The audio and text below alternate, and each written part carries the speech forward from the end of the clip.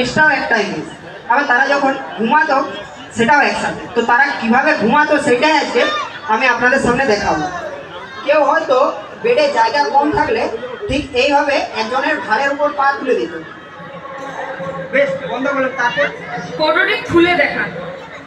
এই তো বন্ধ করলো, ফটোটি খুলে ফেলুন। আবার খুলতে হবে।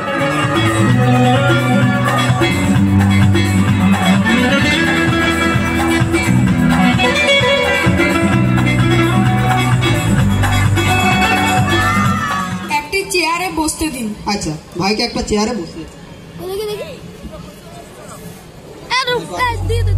মাননীয়া রত্না বরাট উনি আমাদের সাথে